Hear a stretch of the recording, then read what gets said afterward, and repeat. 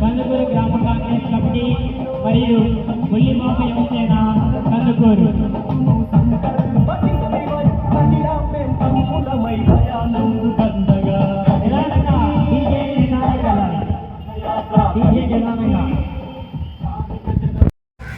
ఈ సభకు హాజరైన అధికారులకి, కందుకూరు గ్రామ సోదర సోదరీమణులందరికీ కూడా శిరస్సు వంచి హృదయపూర్వకంగా కృతజ్ఞతలు తెలియజేసుకుంటున్నాను. ఎందుకంటే నేను ఇవాళ ఈ పనులు చేయగలుగుతున్నాను, మీ గ్రామ అభివృద్ధికి నిధులు ఇవ్వగలుగుతున్నాను అంటే మీరే కారణం. మీరందరూ ఆదరించి మీరందరూ ఎంతో అభిమానించి నన్ను మీ ఆడపడుచుగా భావించి మీ ఊళ్ళో కూడా నాకు మెజార్టీ తెప్పించారు. అందుకోసమే మీ అందరికీ తెలుసు ప్రజాబలానికి ధనబలానికి మధ్యలో జరిగిన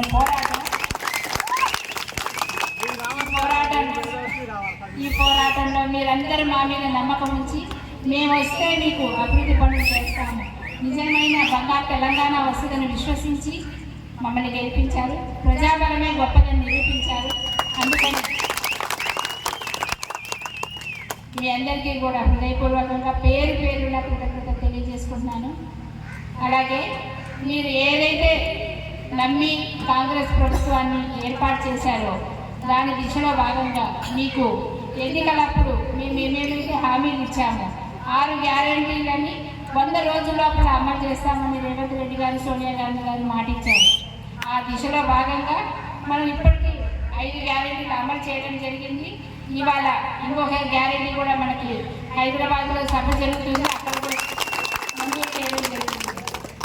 మీ అందరికీ తెలుసు 48 గంటల్లోనే ఆర్టీసీ బస్సులో మహిళలందరికీ ఉచిత ప్రయాణం కలిగించారు. దీనివల్ల రోజువారీ ఉద్యోగం చేసుకునే మహిళలకి, పేద మధ్యతరగతి మహిళలందరికీ కూడా మనకి నెలకు 5 నుంచి 6,000 రూపాయలు మిగులుతుంది. అలాగే రాజీవ్ ఆరోగ్యశ్రీ పథకం ఇంతకుముందు 5 లక్షలు ఉండేది, అది ప్రవేశపెట్టింది ఎవరు గుర్తుందా మనందరికీ? వైఎస్ రాజశేఖర రెడ్డి గారు. ఆయన చలువ వల్ల కొన్ని లక్షల మంది ప్రాణాలు కాపాడబడ్డాయి. ఇంతకుముందు మనకి ఎటువంటి ఆరోగ్య సౌకర్యం లేక గవర్నమెంట్ హాస్పిటల్కి వెళ్తే ఆపరేషన్స్ జరిగేవి కాదు, డబ్బు లేక ఎంతో మంది ప్రాణాలు విడిచేవాళ్ళు. అలాంటివి ఆయన చదువు వల్ల కార్పొరేట్ హాస్పిటల్స్లో వైద్యం చేయించుకోవడం జరిగింది. అందుకని ఆయన ఒకసారి మనం ఎప్పటికీ మర్చిపోకూడదు, ఆయన్ని స్మరించుకోవాలి. అలాగే అది సరిపోవట్లేదు డబ్బులు అనేప్పుడు 10 లక్షలకు పెంచడం జరిగింది. దీనివల్ల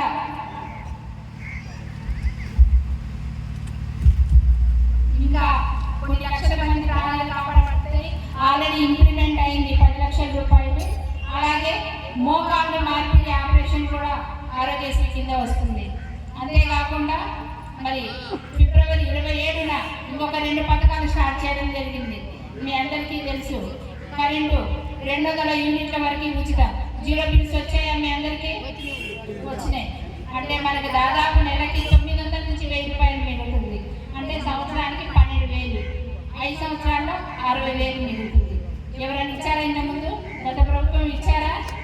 కనుక మన కాంగ్రెస్ ప్రభుత్వానికి ఎప్పటికీ కూడా కృతజ్ఞతలు తెలియజేసుకోవాలి.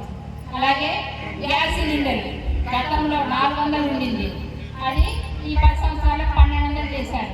టీఆర్ఎస్ వాళ్ళు, బీజేపీ వాళ్ళు కలిసి 1,200 చేశారు. మరి దాన్ని కొనలేక ఎంతో మంది ఇప్పటికీ కూడా కట్టెల పొయ్యిలు వాడుతున్నారు, గ్యాస్ ధర భరించలేక. దానివల్ల ఊపిరితిత్తులకి పొగ వెళ్ళి మన అక్క చెల్లెలకి ఊపిరితిత్తుల వ్యాధులు రావడము, కొంతమందికి ఊపిరితిత్తుల క్యాన్సర్లు రావడం ఇవన్నీ జరుగుతుంది. అందుకని గ్యాస్ 500 రూపాయల సబ్సిడీకి అందించడం జరుగుతుంది. అంతేకాకుండా నిన్న భద్రాచలం మీటింగ్ పెట్టి మరి ఇంకొక గ్యారెంటీ ఇందిరమ్మ ఇళ్ల పథకం స్టార్ట్ చేశారు.